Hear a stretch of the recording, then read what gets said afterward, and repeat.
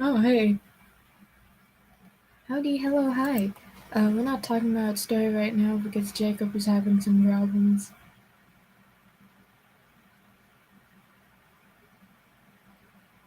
But while Jacob is having some issues, I'm going to find something productive to do. And that is something that doesn't strain my eyes.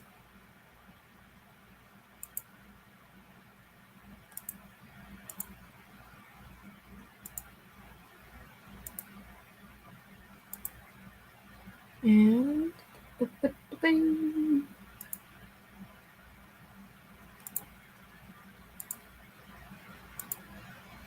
Sure. Okay. I'm going to bend my body in all kinds of different ways. Hold on a sec.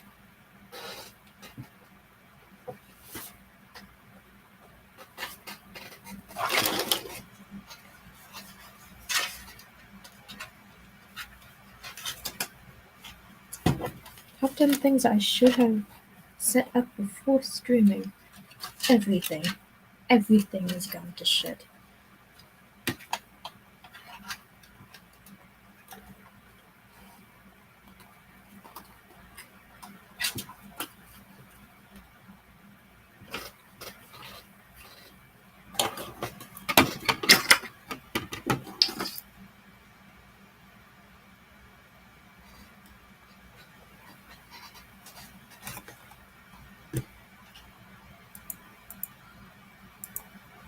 Yellow.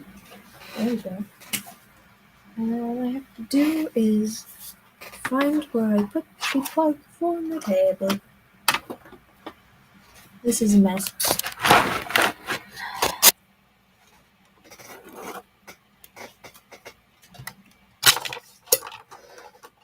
The thing, nobody is here and nobody cares.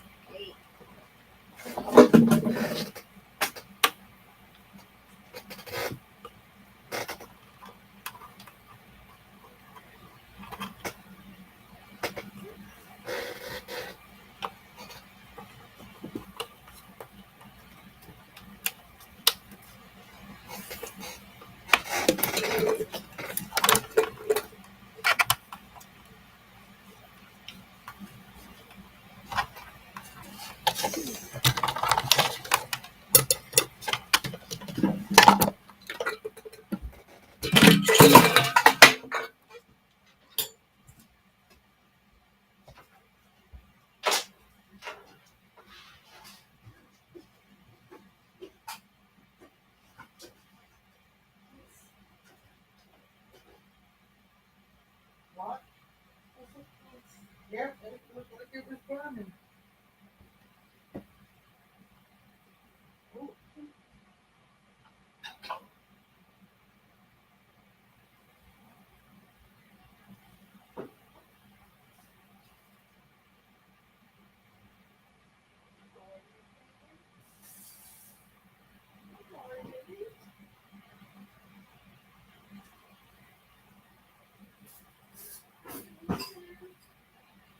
Give it a long for a while. That's why I don't like to let you out when it's gone.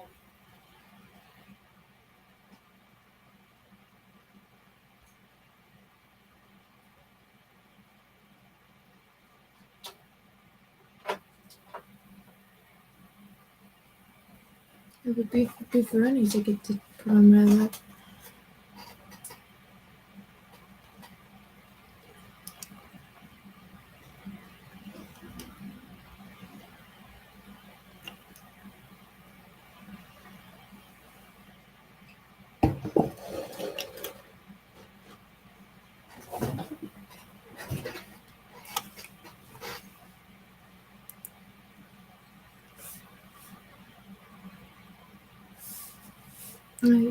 That's not the person I want. Really confusing.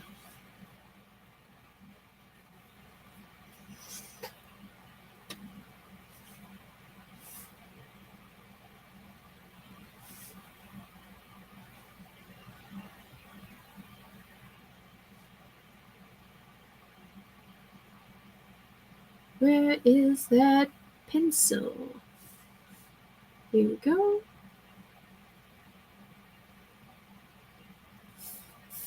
Just draw a line, and that'll give us an idea for what we want everything to look like.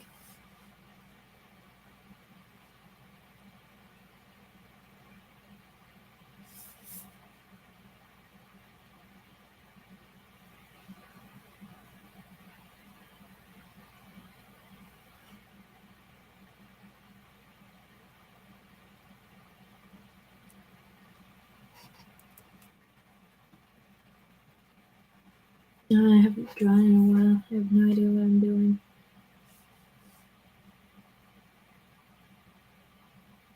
I would start talking about dialogue and story stuff now, but Jacob is MIA. So you all get to watch me draw horribly.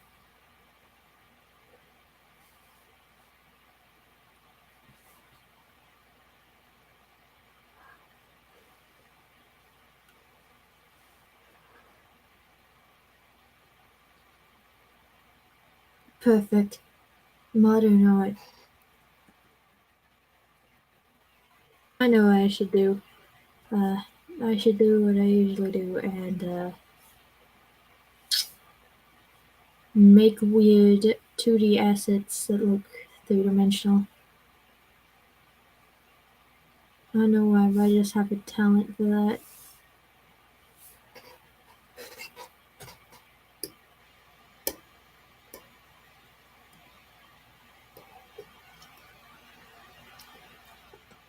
Oh, food, but it's too hot.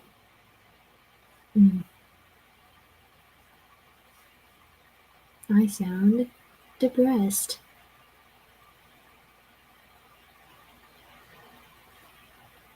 That's okay.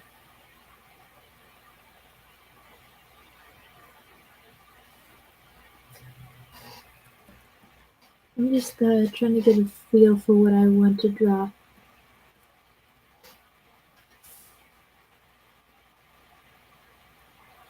I'll start with this minuscule circle.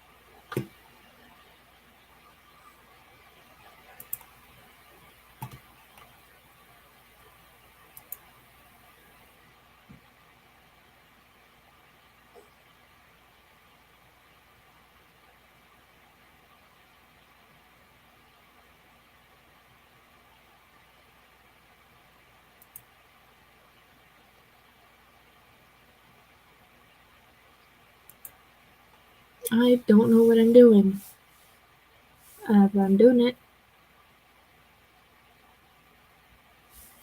This is what we do when we're waiting. Oh, this is what I do when I'm waiting. Impatiently doodle.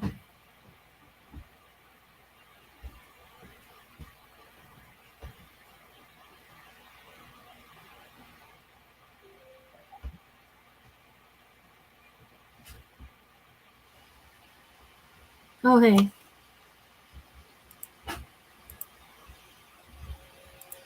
Oh, you're live already. Yeah, I'm live already, but nobody's watching because I haven't promoted the stream. I've just been sitting here doodling this thing because I'm bored. I was about to say. Right, well, let's see if we can do this now. I was gonna promote the stream, but I was waiting for you to get here. All right. Yeah, because interesting things I do on my own. Nothing. Oh, I thought it's because you wanted to say I didn't. Never mind. No, it's just Story, I was chat, impatient. dialogue. Dialogue. Yes, how two characters communicate with each other. I want to learn what you know. I want you to give me the knowledge. All right. Yeah, I did have a whole unit about this in Creative Writing Class University, and it's gonna be mildly embarrassing now if I don't remember the wording, and I just completely fail at transferring that information. Yeah, dialogue, no less. And Aiden should be joining us at some point, so maybe he could also learn something. Oh, I thought you meant like he was going for like a different contribution or something. All right, sure. All right, yeah, okay. I sent him a link to the stream. He also wants to grill me for lore information. Yeah, is that lore information regarding like Monster Compendium and stuff? Yes. Okay. You should know, last time we were in the stream together, he did nothing but grill me for information. All right. Oh, also you put me on full screen.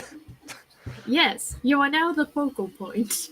I was, I'm wondering if people are going to find this stream and look at the links that I just like put in Discord the way that I normally promote my streams. I wonder how long it's going to take to realize that this isn't my channel. Oh no, don't worry, it's probably going to take them all of 5 seconds to notice that it isn't your channel. You're right, it's mine. Hee hee hee. Hang on a second, I need to bring the stream up so I can actually see the engagement levels, because I didn't realize, again, not used to not hosting on Restream, that this How much engagement do we have? None. Yeah. There's nobody here. Oh, okay. So, what advice do you give me when it comes to writing dialogue, my friend? Actually, it would probably help if I actually bring up a version of Monster Compendium. Actually, wait, no, that would be spoilers. Never mind. No, don't worry. It's not like anybody watches these anyway. Okay. Right. Fine. I'll go to Google Docs and I'll see what version was the last one I actually had. It's the one with all the slashes you complained about. Oh, the Monster Compiled / semi-polished / formatted. Yes. Those slashes. Okay. Also, right. Excuse me while I close the door. I can hear the Roomba just going to town. Okay.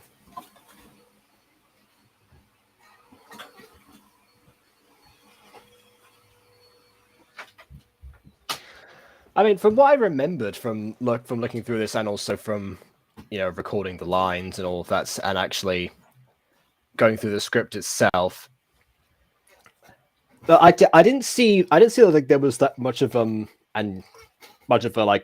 urgent issue to resolve in terms of dialogue or anything.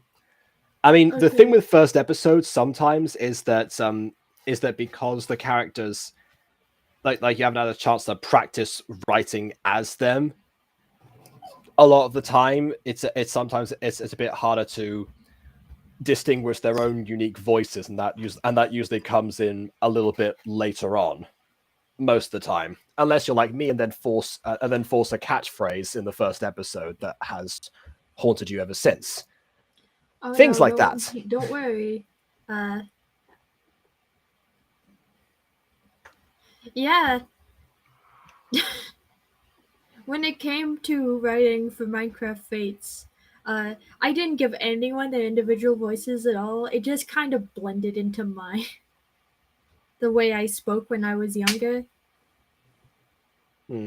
I've actually been I've been criticized for the same thing a lot of the time. Although that's the beauty of the voice actors is that they'll actually once you see that come to life, they actually do a bit of the legwork themselves. That's not something that that's not something everyone else will like give you advice on or anything. That's one of my own shortcomings that I actually got that's addressed during the time at university. Because a lot of the time, as obviously, like people will say, like the dialogue that people will have and their voices will be dependent on things like their upbringing, their location, nationality, stuff like that, and some aspects of the world building. Take the famous "Oh My Irene" for example, because that is definitely something that is unique to that show that is just normalized for everyone based on what they end up growing up with, and that's something that happens to them. Like, I've been writing a Fallen Angel fanfiction, and one Oh, of the unique swear words I came up with is "by the God's oath." okay, by the God's oath. By Is the that like gods! It's just, giving a unique flair to the world that I feel isn't there in Aiden's dialogue, because, he tends to just end dialogue in yes, yep. That's because Aiden. That's because Absolutely. Aiden himself ends all his sentences with yes.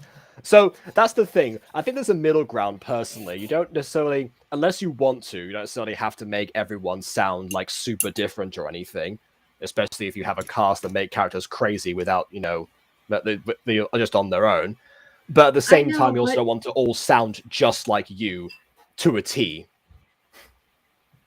Like, I've gone through Aiden's dialogue, and I've given so many ways to end and start dialogue that isn't just, okay, let's go here and do this thing. Okay. Or anyways, that's one thing that I've been telling him about actually is segues. And I guess that is a dialogue rated thing actually, because it's usually segues within a conversation. If a scene is supposed to achieve two different things, then usually the way that the Aiden transitions in those doesn't feel natural to a conversation because he's always like speeding through it. Almost. Like, speaking of unnatural conversations, I'm going to bring back up Mystic Hills again. Okay, yes. Not that there was anything wrong with Mystic Hills, it's just... As we already know, there are some issues. As you know! As I have already Yes, said, that was the there sentence. Are some issues.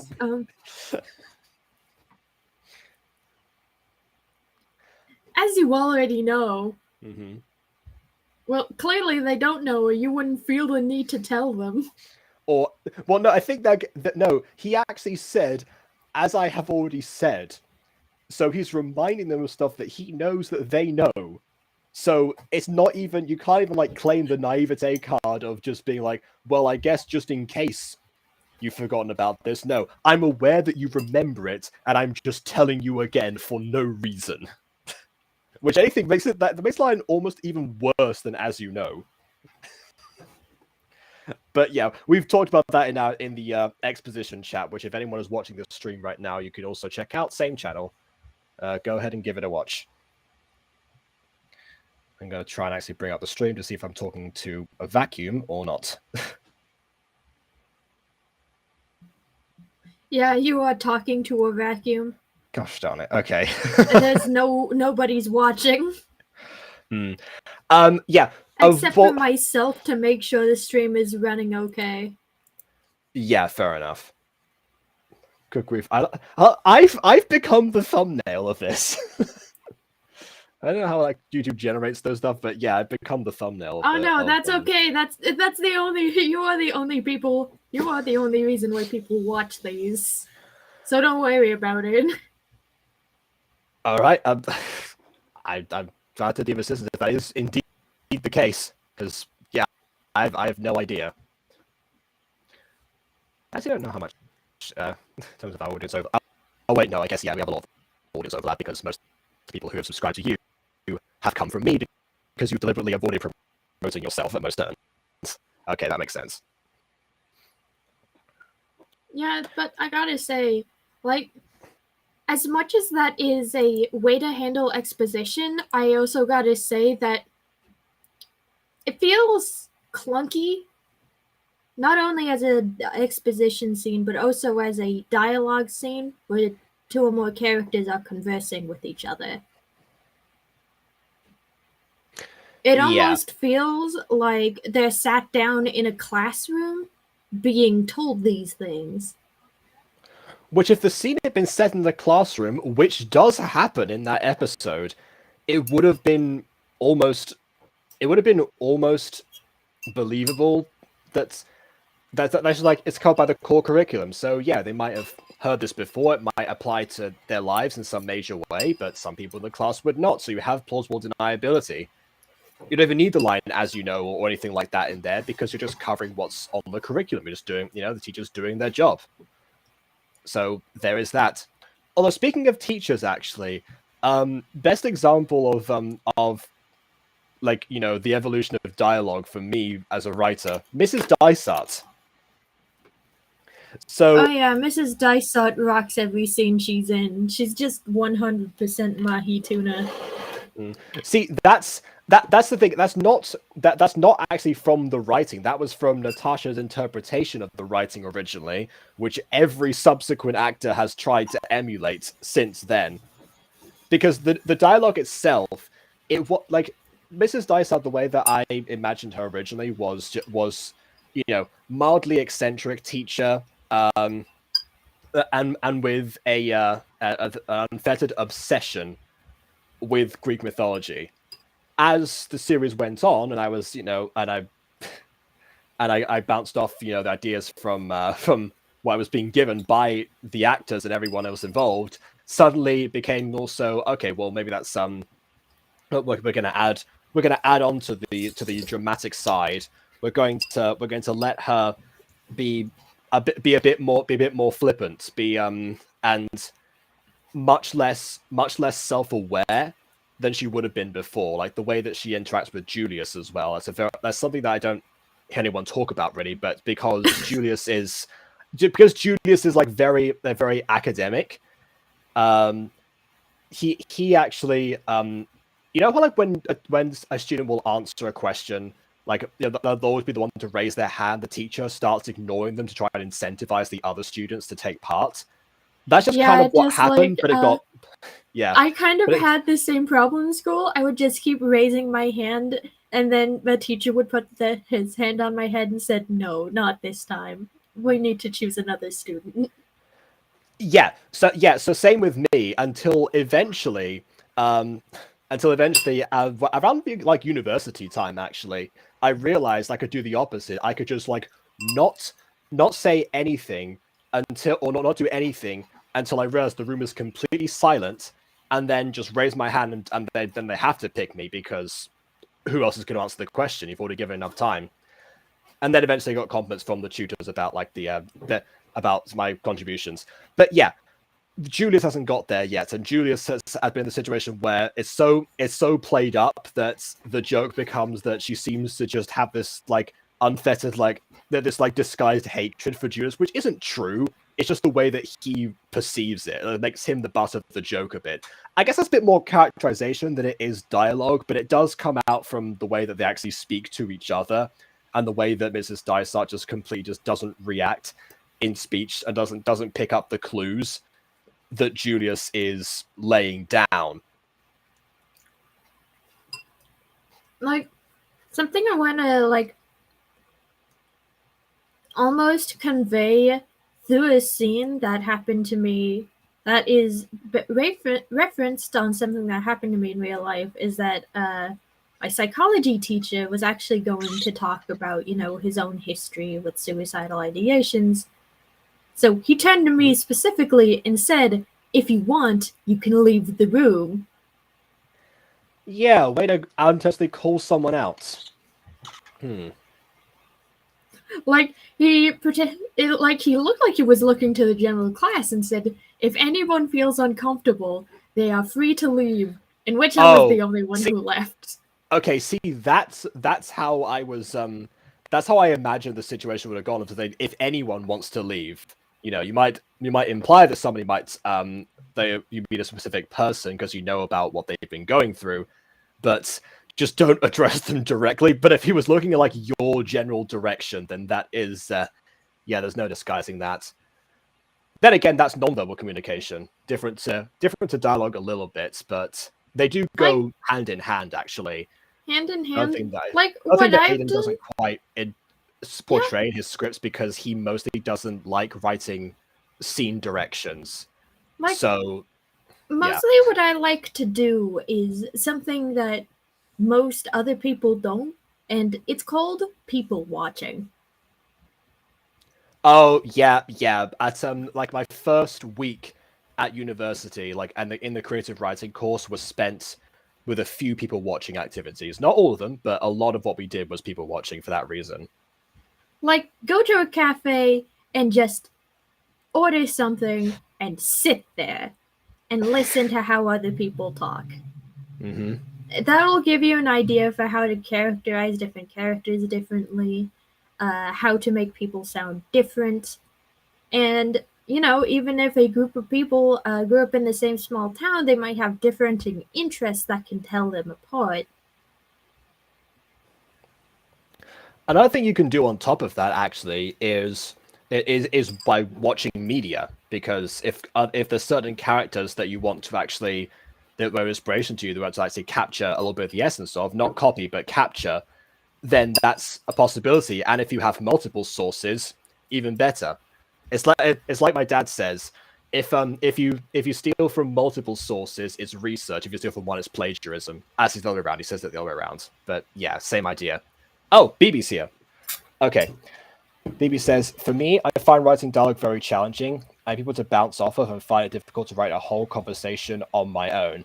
I mean, that's true. Yeah, co-writers do help with that. In fact, I think that's one of the reasons that Aiden actually requested that I help out with Like, like every Aiden, episode of Fallen Angels.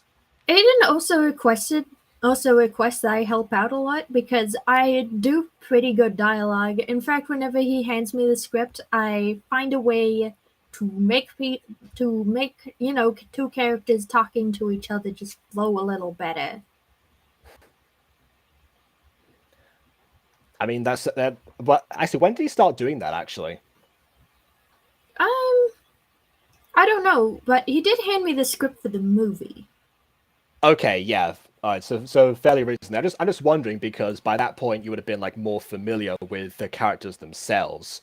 On top of that, because I think that's a huge part. Like that, we'll talk about all these things that eventually like do go back to characterization in one way or another, and it does come from those dynamics and those relationships, and especially like in a long running show. That's why I say like the longer that this goes on for, the easier it will be to make that happen. I don't know if in Minecraft Fates you might have encountered that as you like figured out the dynamics and figured out more that about where you wanted the show to go, that it became Yeah, easier to write for. like definitely in Minecraft Fates, when I got everything ironed out and established the core 5-man band, Yeah. I definitely found writing the separating interests to be a little easier. Like, for instance, one of the characters, Vinny, or Vincent, never wanted to be a knight. He wanted to be a fisherman, but due to family pressure, he was, inducted into knight school. Learned Uh-huh. how to sword play. But no, he just wanted to, live the simple, easy life of a fisherman. Betty took extra spear throwing classes just so there'd be a bit of overlap. Yeah, in fact, there is a scene in episode 9, because episode 9 was when the character betrayal happened of an assassin who tricked their way into the 5-man band in order to get closer to the main character. Hmm. It actually has something to do with the magic art uh, of that Pacific series called Albany, which is essentially the art of stealing the aspects of someone's soul. Hmm. Wow, there's a lot of S's in here. Oh yeah, that's the other thing. Didn't you also say that you're like a really big fan of environmental storytelling? If you got that down, then you're gonna get a lot of other things fairly easily. Yeah, like for all of the sets I've made for Mutant Girl, I've put some posters, sticker boards with like hidden lines of dialogue in them. Which some people did pick up on, actually. I think I either received comments or DMs about some of the stuff that you've like put in in season 3. Yeah, like I made all of them small, like little details. You would have to watch a second time in order to fully like notice. And I feel like Which there's I a little love bit more because- rewatchability. Because a lot of Mutant Girl relies on watching for a second time, and that's part of the strategy. So I'm really glad that that's how like that plays out. Like for instance, there is an anime club poster somewhere. That's the one that people commented on, was the anime club thing. Let me see, because I'm pretty sure there was something in here. Oh yeah, definitely. This is one of the ones where you know Ghost Kid, these comments that sometimes like have like a full on like essay from timestamps and everything. Which, by the way, if she decides to go to college, then that would really help her out. Let's see. Trying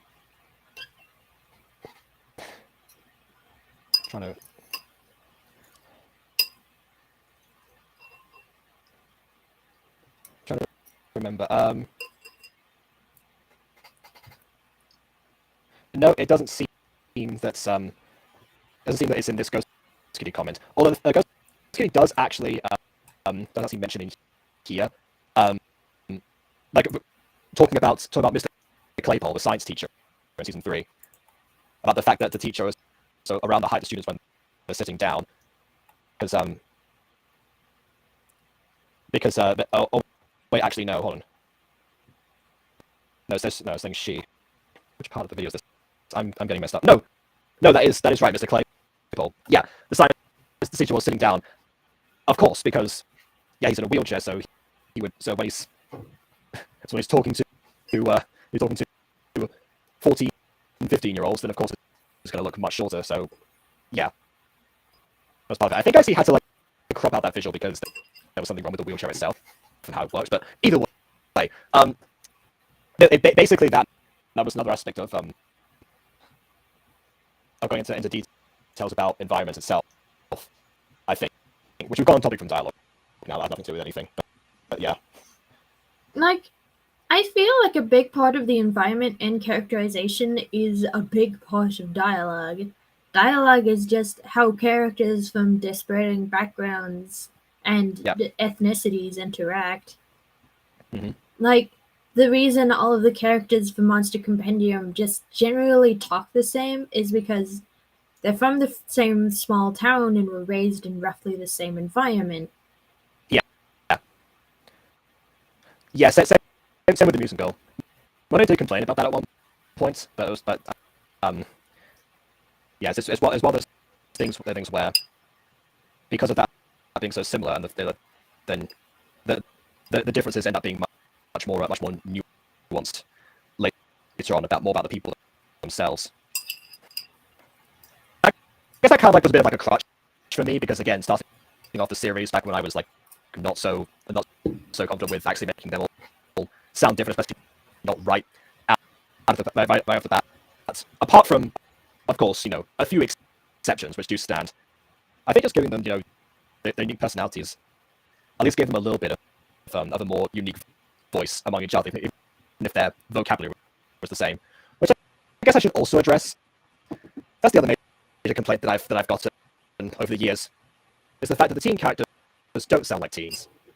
And I know that I've skirted around that, and I've, because I thought, well, it's either is either they don't sound like teens, or I, as a writer, sound like very, very out of touch of trying to force them to sound like what I think teens sound like today. Okay. And that is definitely not what I wanted to do. And I'm just gonna say pause on that for a second, because Yeah. there is such a thing as, trying to make dialogue too relatable to teens. How do you do, fellow kids? Yeah. And what I mean by that is, have you ever heard of the game Life is Strange? I have, yes, and I've heard that in this specific example. Yes. I know what you mean. LOL and emojis in dialogue. Oh, that game is subtitled too. My goodness, yeah. So it's kind of the in-between point. You That game came out in can't, 2014, if you're trying, right? They say YOLO.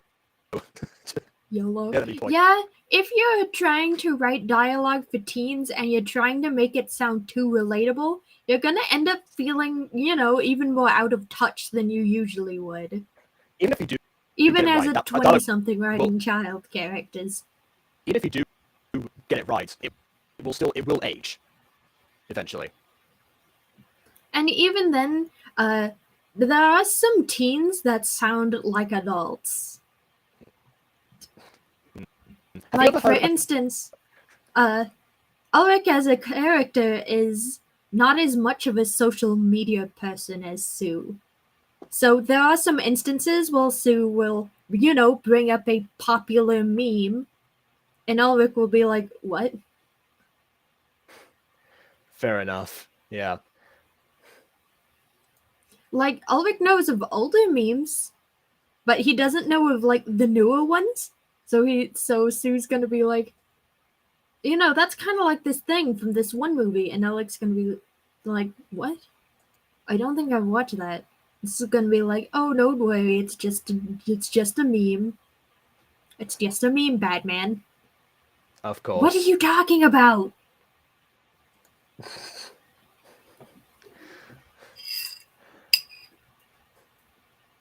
It's just my attempt of making them all sound individual, except for Justin, who is a man of few words. I mean, even that is different. Choosing to be a man of few words is like Pierce in Minor Demons. I mean, that was where like his most famous line was him saying "yes" all the time, and like every now and then chumming in with like a little bit of a short sentence, and then going silent again. I guess you could also say, Ferb from Phineas and Ferb. Another good example. Doesn't say much, but when he does, you remember it. And he still has so much life to him, despite not saying anything. Or much, I mean.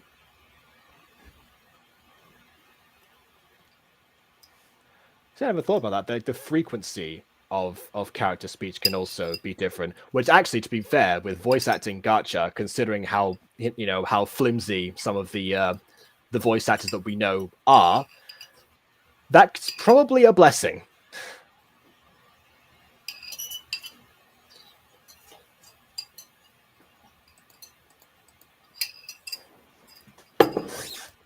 Like you pointed, BBC lines. like you pointed out the character descriptions when you reviewed the script the first time. That was more note to myself on how to write the characters at the time. Oh, yeah. I think maybe I thought that they were going to be like captions on screen or something. Nope, they're not going to appear on screen at all. How to ham fist to an audience. I don't know. I mean, the Roadrunner cartoons got away with it. Just imagine Ulrich wakes up and just like you have a pause and it just goes, It's Ulrich, just Edgelordius Maximus. Edgelordius Maximus. I don't know, something along those lines.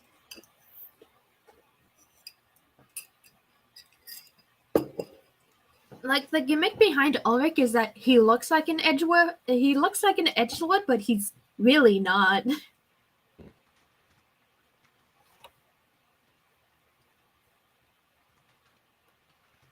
Like the first scene where he's just huddled on his bed in his blankets. That's not really how you'd think an edgelord would sleep at night, really, does it?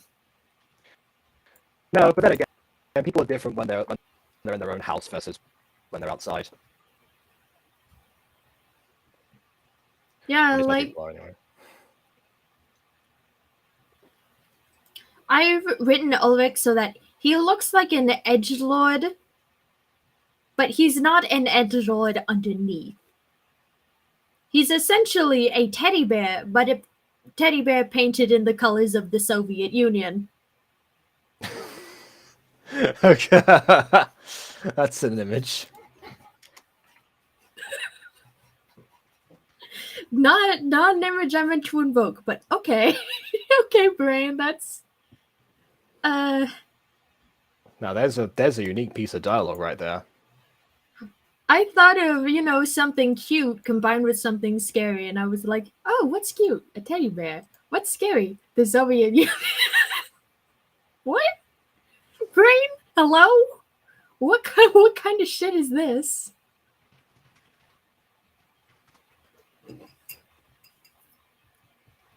Like, I'm going to make a character of myself as an example. And I'm going to bring up a unique vocal quirk that I tend to have. Yeah. And they're called bomberisms. Okay. Why are they called that? Basically, when I'm sitting in a Discord call with a variety of people, I have a bad habit of zoning out and thinking of other things. And when I eventually come back to the conversation, usually I say things that are 100% out of context of what's currently happening. Well, in Gacha reviews, you disguise that pretty well. Then again, a lot of what we're saying there is random. Yeah, I think it's only happened once, and it was during the Adam Code Purple stream when we had 12 people in there, 10. That sounds more like well, the Mutant Girl creator commentaries, but yes, that's entirely possible. Sometimes you just get a lot of people who want to be guests out of nowhere. By the way, speaking of getting people out of nowhere, hola Ghost Kitty, estamos hablando sobre un poco del diálogo. ¿Qué tal? ¿Cómo estás? ¿Qué te pareció mi programa de ayer? So people missed that. That's me referencing the fact that yesterday I did, for April Fools, I did a review in Spanish and just never addressed it on camera. Like the review itself, is normal, but that's the point. Yeah, completely ripped off from Masako X, who's doing his most popular video in French, but still, that's what I was. Just wanted to give Ghost Kitty a yep, because I got an image from based on that. I'm pretty sure it was yeah, bibbidi bobbidi boo, no more Spanish for you. I'll send that if you want to put that on the screen or not. I don't know.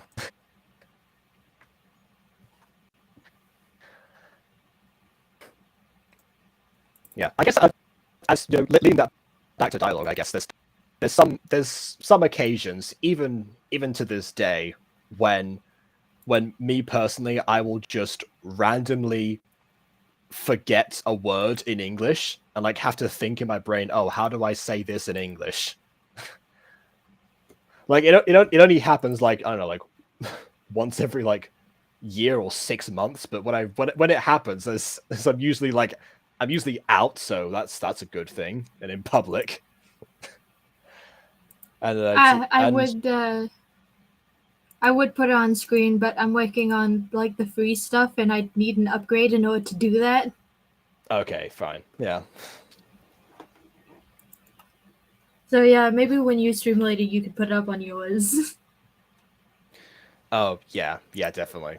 Yeah, well, I want to do that one. You said in the comments, comment for the English version. Yeah, I'll do do it in English. I don't want to be cursed by your spell casting.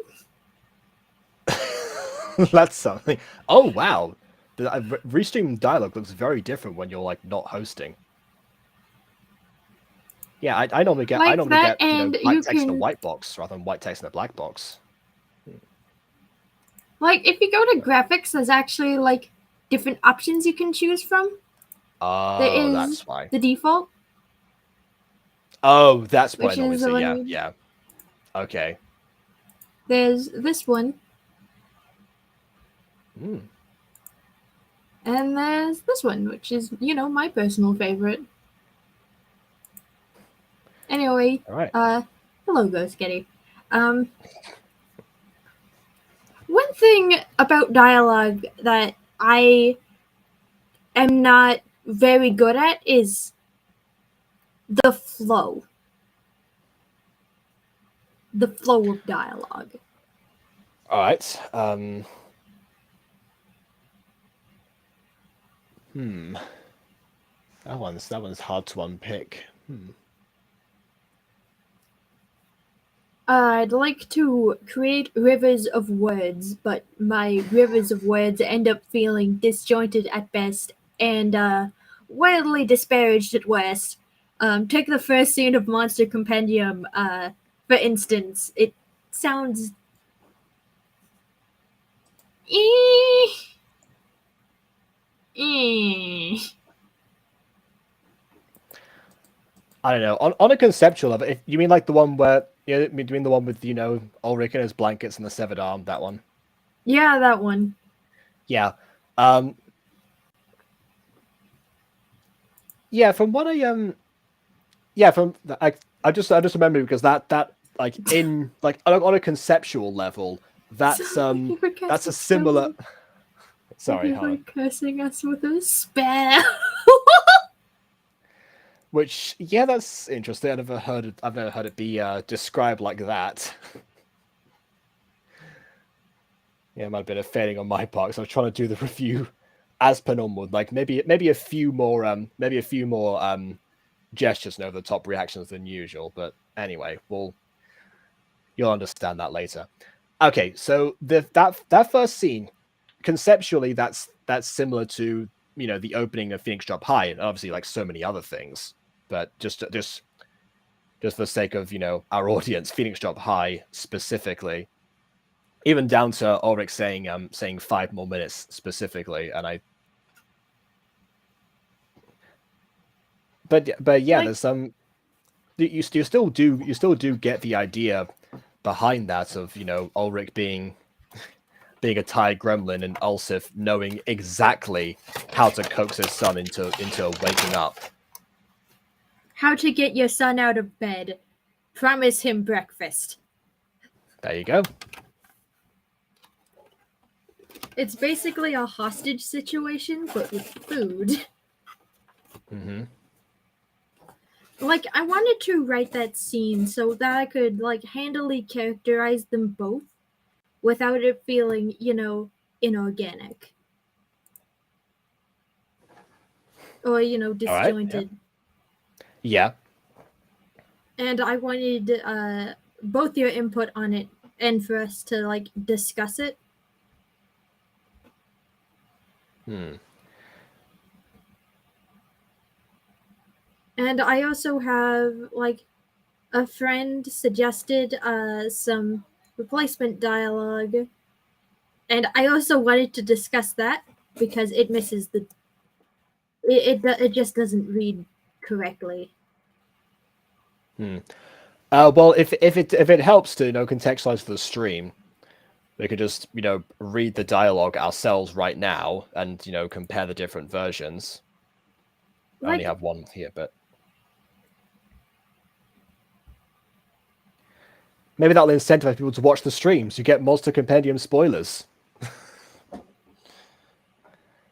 Isn't that fun? what's the gotcha all about? Align. Okay.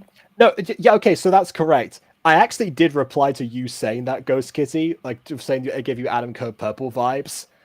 What I said to you directly was that you're right. Like the main character ends up being this down on their log ends up being and ends up suddenly being isekai'd off into this supernatural void, and and from there, this entity decides, okay, I'm going to make you powerful.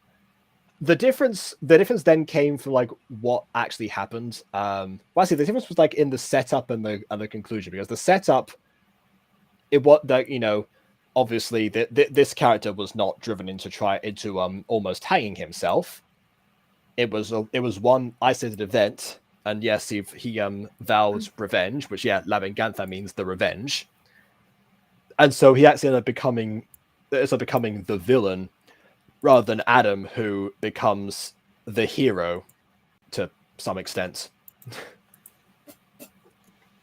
And yeah, to bring that up, the dialogue in there, you know, spelling mistakes aside, in La Venganza, it was very, very surface level. It is very much the case of, you know, I am human. I am speaking words. I am going to beat you up now. Ah, you want to? Ah, you like when I hit you? Well, take this and that. I will get revenge. I will walk now to my house to get revenge. Who are you? I'm a demon. I can help you. Yes, please. Like, no hesitation, by the way. No hesitation. Yeah. Them kids these days making deals with demons. Have you seen how many TikTok witches there are? That's to be fair. Maybe I thought that maybe it's a lot more commonplace than I thought. But still, it is very much like this guy goes from 0 to 100 immediately. It's like one event was like, "Hey, do you want to be my friend?" No, we don't. We're not friends with people like you. Pushes him down, beats him up. I will vow revenge right after I put on my eye patch, because of course I do that. Also, Adam from Code Purple used his powers. So if it was like if Adam from Code Purple used his powers for evil instead of good. Yes, which is why poor Brody and Bijou Mike end up being destroyed at the end.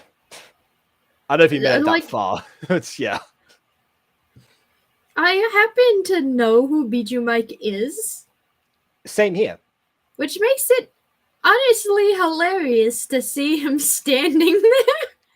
Well, see, the thing is that Bijou Mike has a strong connection to the gacha community. He's even got his own, like, you know, like the joke of him being Gacha Mike versus Bijou Mike, but even though in the presets he appears as Bijou Mike, I'm pretty sure that Brody might also be a preset. Now I think that maybe not.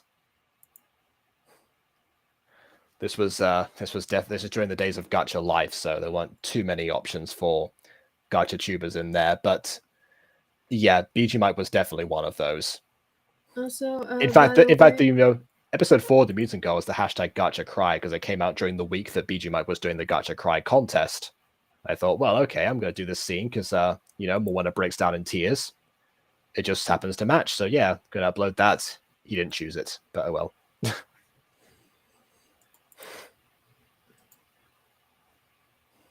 Also, by the way, I have gonna quickly put this up on the screen, and I have also sent you the alternate dialogue that my friend suggested. Yeah, so how come the character's now called Ari and Jacob? What? Like, he referred to the characters by the voice actors, but not by the characters themselves. What? For some reason. I don't know. Ari is the voice actor behind Ulsif. God, can you imagine doing that for the Mutant Girl? Just every like couple of episodes, changing everyone's names. Yeah, that would be hilarious. Yeah, so in terms of writing stuff, by the way, not the industry standard, and for a reason. Let's tie it back to the subject of the stream for a second. Okay, actually, let's actually we should read the actual version first. Oh, you're getting ideas again for the stuff. Okay, so let's see. Ghost Kitty is basically a bundle of ideas. Yeah. I didn't know I had a blanket monster for a son. Mm-hmm. Right. All right. So Ulrich is silent before his dad walks in. This is the original version, by the way. Ulrich is silent before his dad walks in and sits beside his son. Ulrich tends to believe that Ulrich pretends to be asleep, an act Ulsif isn't buying. First bit of dialogue. Ulsif. Guess he's asleep. I didn't know I had a blanket monster for a son. Oh, that was further up, yeah.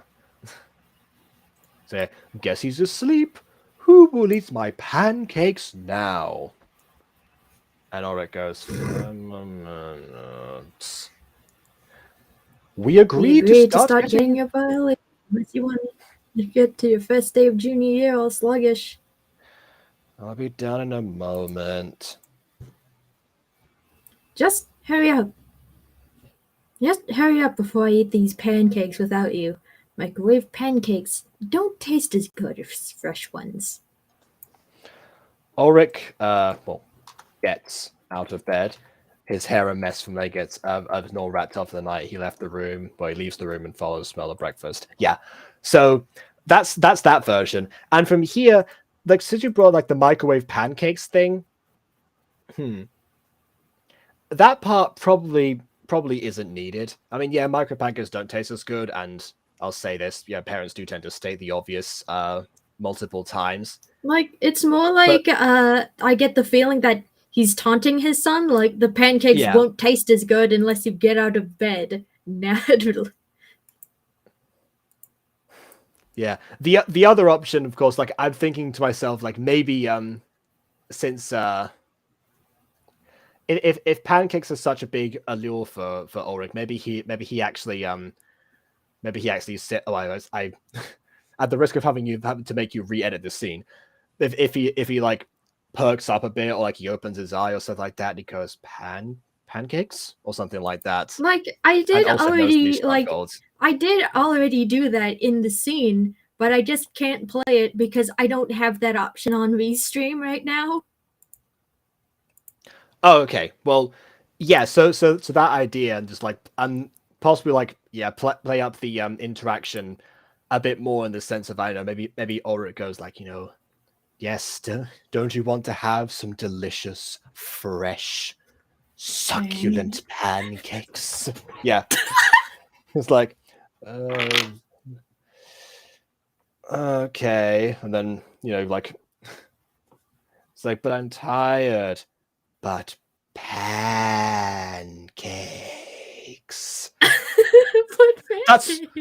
That's one option of how that dialogue could go. But then again, we have another option here. So let's see what the other example was. Ari entering the room without saying anything encourages bed goblin Jacob, I appreciate that, to investigate with a "it's early." So that would of course be a separate line saying it's early in a typical script. But anyway, followed by a playful dad joke. No, oh, it's your dad. Oh, and your dad says the opposite. Oh god, okay, so I thought like Ari, like what was I saying? Ulsif came in and said it's early, like prompting bed, like as if like he encourages like me to investigate by saying it's early. That's how it reads. And then okay, but no, it's Ulrich who says it's early, followed up by also saying, no, it's your dad, and your dad says the opposite, be it late and all. Your food will get cold. If you did take that option, I would probably say just go like, no, it's your dad, wakey, or something like that. Probably don't need the rest of it. Jacob only means of response without the E is to convent deeper into the blanket. Like, I'm just gonna say, not only is this spelled wrong, but I personally don't like this. It doesn't characterize Ulrich or Ulsif. It's just there. It's just there. Yeah, it doesn't feel quite it looks like right. It looks like it characterizes Ulrich a bit, but it doesn't quite give the idea of like their relationship to each other. I think that's what's missing here. Like, I 'Cause, think yeah, what I was told by this person in particular is that the connection between them should already, be apparent since they're interacting with each other. okay, yes, but at the same time, you can people, any two characters will interact with each other to some degree. It's just how you do that interaction that determines everything. Like imagine if I don't know, just like off the top of my head, maybe like if if you just had like Alana being asleep, and then suddenly she's woken. The person waking her up was, I don't know, Lord Thanatos or something. Be like, Alana, wake up! I have baked you pancakes, deadly pancakes. Like she, like remember, considering that Alana at one point was like on the run from Thanatos personally, she would freak out. She would be like, 5 more minutes, Like, whatever. She'd be like, ah! like, can I say something about this? Yeah. And it doesn't feel like a parent and a child interacting. It feels like the main villain and a child interacting. It feels impersonal. I say it's like, get out of bed. I've made you pancakes with some syrup of my very own that is definitely not poison. Like, I gotta say, personally, I don't like this. It feels impersonal. It doesn't, imply the connection between them. In fact, it outright states it. No, it's your dad. And your dad says the opposite. Yeah, like the opposite Like, we don't. of gossiping early, yeah. I mean, yeah, honestly, Like, just looking at the two characters and then experiencing that from their perspective, you get the idea that even if people don't assume father and son right off the bat, you'd say legal guardian at the least, possibly an uncle, but that gets established later on anyway. Like the first time that Ulrich would call him dad or something, that's it, you're done. That's all you need.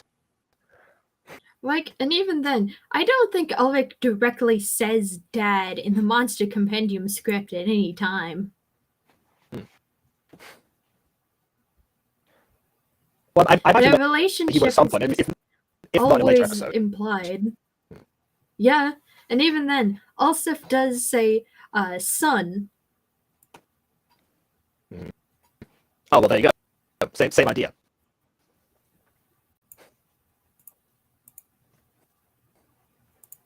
Yeah, same idea. Yeah, sort of like Cyrus and Geneva. I mean, yes, Morwenna does say both, Mom, please stop embarrassing me and stuff like that. But even you can tell with those. Spelled like Ulrich? Yes, Ghost Kitty, you spelled it correctly the first time. Nice. Yeah, the nicknames that they come up for with Morwenna in every scene. It's that's like Rowena. You can at least tell that that's I mean, stuff like Squeezy, Cutie Pie, a bunch of other stuff. You can at least tell that these two raised that child. That's immediately apparent, and also an example of another dialogue based running gag that I have, because I keep trying to come up with new nicknames in every scene they're in, and I'm now failing miserably because it's been 4 years, but that's beside the point. It has been 4 years. You've used all of your nickname reserves. Yes, and even then, there is a thing where I imply the close bond of friendship between two characters. Remember, Justin at one point in the script calls Ulrich Ricky? Actually, I don't, but I can imagine. That kind of implies the closeness of their friendship bond without having to state it outright. Yeah, it's either the close friendship or the idea that Justin likes to give people nicknames, which even then will still be characterization. And having those two interpretations is fine either way, because that's, that leads the audience to discuss things as well. Like, one thing I'm good at writing in dialogue is fear. Okay. Just the emotion of fear, and I'm not sure why. Emotional inflection is also a big part of dialogue, and one I just kind of struggle with. Oh, yeah. So this is something that actually I've noticed that some voice actors will miss out on. And but it's to do with like, well, the actual writing part, the punctuation involved. Because this is something that I got taught when I was in drama school. It was to do with, actually, physically enough, acting through voice. Wasn't specifically voice acting, but it translates. And we were talking a lot about Shakespeare, but also other stuff. I think at one point I ended up like reading a bit of like a Chekhov play or something. Anyway, and this is specifically all about like the different forms of punctuation imply different inflections. So a comma would usually be an inflection upwards. A full stop, or a period if you're American, would be down. Question mark is further up.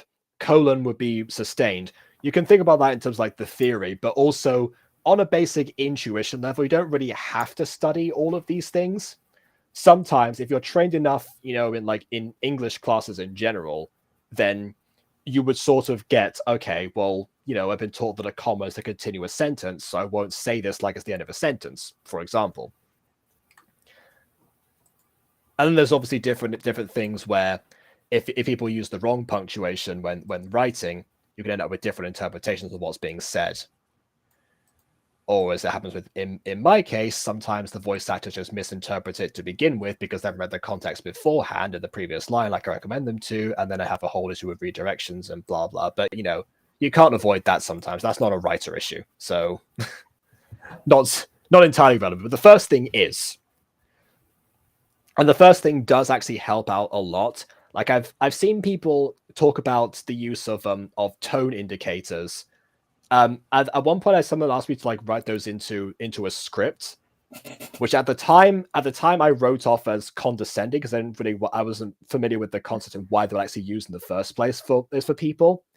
Then later on, when I saw them being more used in chats of streams like these, but also Discord,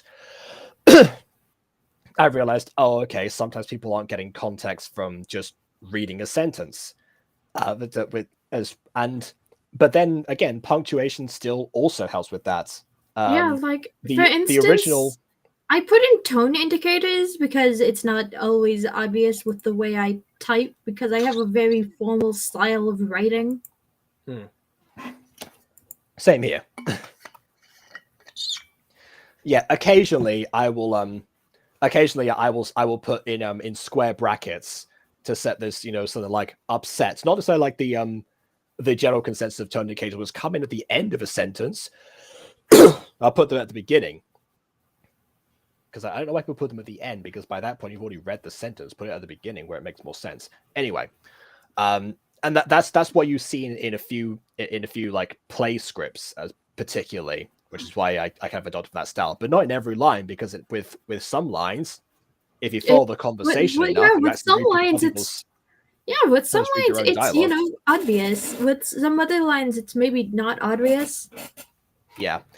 Also, the original VA for Julius, when he came back at one point, just onto Discord in general, he said that he discovered that he likes to people using tone indicators with him.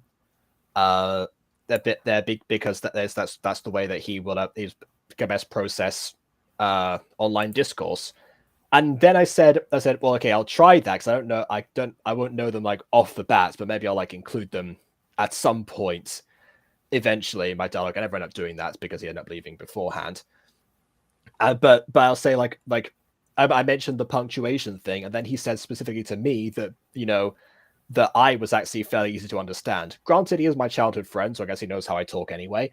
But but I got a bit more of a pass than most other people did, which just gives credence to what I keep telling people, what they keep making fun of me for, that spelling things correctly online is actually practical to do. That's another thing. And it does help people. And it helps Let's in get scripts too. stop stealing the pancakes. Oh my word. It's like Kawaii-chan here. But I, yeah, Also, you know what? it's like Great example, Kawaii, great except for faster. the dialogue here. Kawaii-chan has a very, very unique way of speaking, especially in the early seasons of My Street. Kawaii-chan's unique way of speaking makes her a more memorable character by proxy. Yeah, I do wonder if everyone had the same kind of thing, if that would just get confusing, and therefore Kawaii-chan herself would stand out less, which is obviously what she was attempting to do in the first place. So I wouldn't recommend anyone to be like, oh, I need to make sure that everyone is super unique in their dialogue or something like that. Kawaii-chan was a caricature. And that's probably why Aphmau today is sort of embarrassed of how she was portrayed, and that's why she still is scaled back and, you know, calls her KC now and doesn't have the same like speaking in third person thing or any of those other mannerisms. But that was that was always. But when you actually go back into the series and, you know, you see like that's how she chooses to be. That's how she expressed herself. And the episode where she's actually trains to become serious, suddenly character Aphmau is like, whoa, this is way too much. I can't process it right now. This is like a completely different person to the friend that I have known for years. And then, of course, it turns out that Aaron does something cute, and then she like freaks out, and, you know, the plot's resolved. But point is that there's that the with Kawaii-chan, that's like an outlying exception. Sometimes you can have like like one or two maybe caricatures if your story tone allows for it. Because obviously, if you're doing like, I don't know, some sort of serious crime drama like the BBC loves to do nowadays, you know, just being like, you better tell us the location of the hidden bomb, and then just like, and then it's like, oh no, Criminal Coon doesn't know the answer to that. Please don't hurt me, Cop Senpai. Like, that doesn't work. Criminal Coon. Pick and Cop Senpai. You're welcome, BBC. That's your next show. But Senpai. Yes, but you see what I mean? Like that just is a complete tonal clash. Will take people out of the viewing experience. But if you already know what you're in for, and especially if what we're doing, which has like, you know, an edge of comedy to it, it might not be like an outright comedy all the way through, but it has comedic elements, then by all means go with that. Comedy does actually really help things stand out because you have to be more over the top doing those things. That'd be why I like writing that more so than I like acting and writing in comedies like way more, or just like being a little bit non-naturalistic in the first place. And that might be the reason, actually. Yeah, like I think the funniest character in the Monster Compendium script is Sue, because everything she does is just kind of exaggerated. I mean, yeah, and also relatable. We all have that one friend who's just a bundle of energy. So, especially in contrast to Ulrich, who is a very mild to low energy character. Yeah, if we're not doing a stream at some point about characterization specifically, then I might touch on the topic of foils and possibly duos and trios and how that works in terms of relationships. Like, I think Sue's direct foil is actually Justin. She talks a lot. She's really high energy compared to Justin, Ulrich's other friend, who doesn't talk much and is very low energy. I mean, yeah, it's sort of like the way that Reina and Julius are foils to each other, because in a lot of ways they are very much like two opposites. You know, one of them like isn't in universe isn't that funny, but he finds himself funny, and the other one just doesn't, is very serious, but also like that this, and in comparison, and it's just very dumb with trying to with coping with that humor, just be like, okay, fine, this is just him. And another one is like incredibly confident in himself and like comfortable in his own skin, versus one of who was susceptible to being brainwashed in the first place to become a mutant out of like sheer jealousy. Also, Other things by about, the way, one of them tries too hard. The other one is like naturally academic, so doesn't have to like overcompensate their presentation or forget their homework. by the Things like way, that. I quickly like to touch on that because for some reason, a lot of people in the Mutant Girl fandom blame the child who was manipulated instead of the manipulator for manipulating the child. What If are you? people don't What hold kind on, of shit are you? What are you people smoking? wait, if people don't have context for that, that's what if you haven't seen Mutant Girl season 2, that's when Reina, spoilers, gets kidnapped and brainwashed, and people sort of blame Reina for the event and like how she acted after that, and for not divulging who the kidnapper was in the first place. Despite my best efforts to state that, it was, he wasn't going to do that to anyone else. Like, that whole matter was resolved. He was carrying his research now without having to do any other trials, and no one else would get hurt. So as far as Reina was concerned, it was going to be just her. And that was like the way. That's what he said, and that's what he like planted in her mind to make her brainwashed. But even like, despite any of that, still never blame the victim for the brainwashing that occurs. Don't That's just like, she was a little girl. She's a little girl character, and he is an adult. If I say anything, he is the one responsible. Don't blame her. Like, what are you people smoking? That has died down, thankfully, in the interim from that episode airing, for those episodes airing actually. Like, But yeah, just in thankfully, case any like residual hatred going on there. the fact that it happened at all makes me daily upset. Like, what? Who?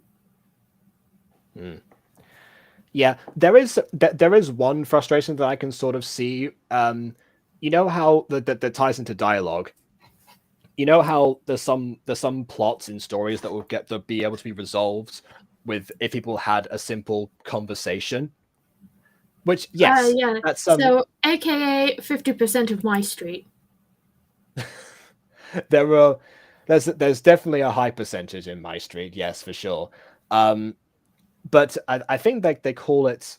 Did they call it like communication kills or something like that? I don't know. There's some sort of trope name for it. But we all have our own examples. Communication kills. Yeah, Like, that happens in real life too, but surprisingly or not, people can go into a situation with malicious intent. This is true. People can deliberately withhold information for other reasons than just the plot demands it. And the case of Reina was that she deliberately was aloof about it and never actually mentioned what happened to her or anything, because she didn't think anyone else was at risk, and because it would actually give away the person who in her mind has helped her. So she had reasons not to say anything, and as far as she was concerned, the matter was resolved. Obviously, a kidnapper was still at large, but she wasn't. But as far as she was concerned, that was going to take care of itself. So she didn't really have any reason to worry her friends and like drag up the past and possibly have the thing that's giving her more confidence, or not say more confidence, but gradually more confidence, reversed. Because as far as she's concerned, her life starts improving after that. We all know that that's definitely not the case, because that's the episode she starts dating Darren. But that's a whole separate issue in the story that comes as a result of that. That still has ramifications now. Like, speaking of that, that's actually a plotline I feel kind of close to. Yeah. And I can't wait to see how you like portray it throughout the rest of the series. Yeah, that's something that I feel, I guess, somewhat close to, but not like I've personally experienced it.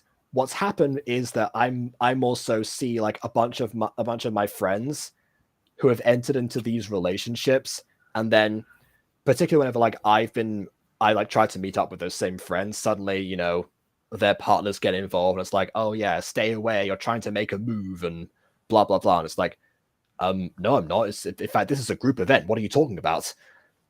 I mean, even if I like have conversations, at one point I met this girl during a party, and yeah, let's see, and yeah, admittedly, they once we like got to know each other a bit more, I actually grew to have a crush on her, but that was not what happened at the party itself.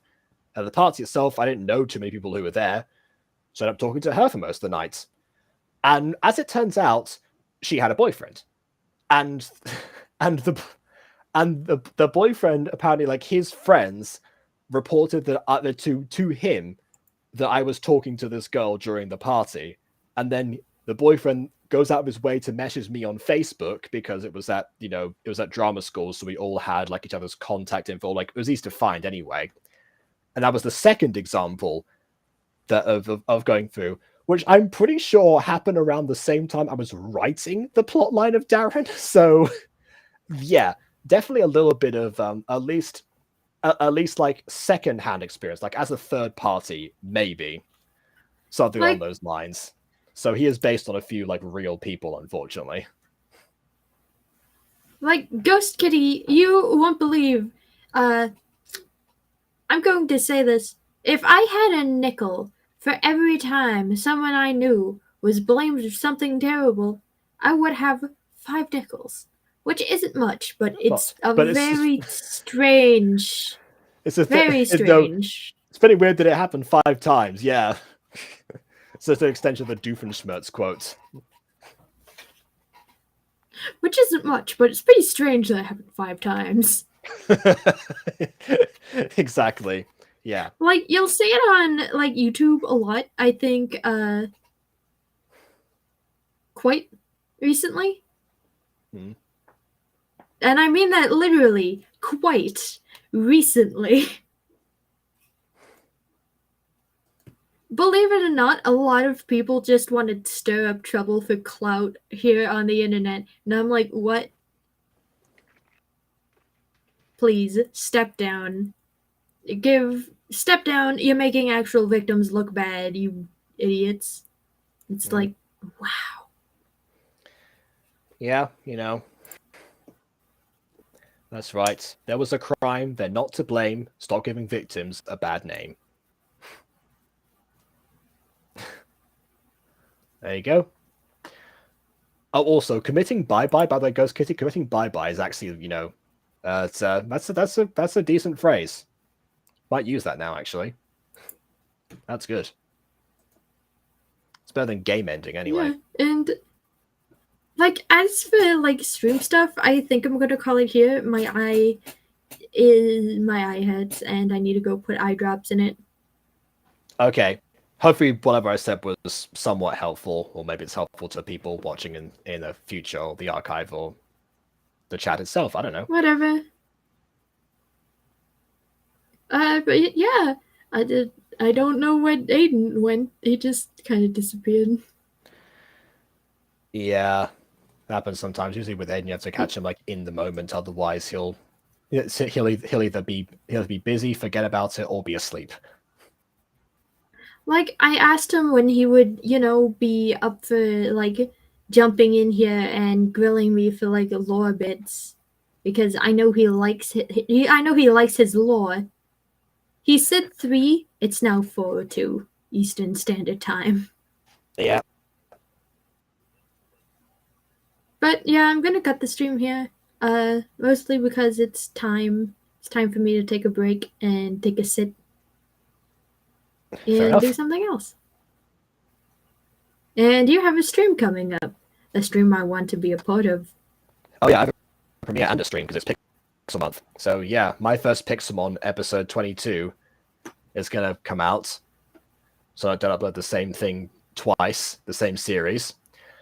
And then after that, we're going to actually be covering La Venganza, probably all 4 episodes, in actual English. So yeah, I hope that'll be interesting to people.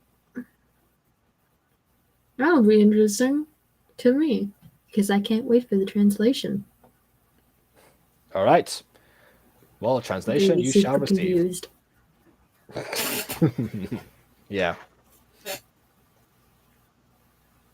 Anyway, bye. See you later. Like and subscribe. At least say something to that effect. Like you chastise, like you tell me this every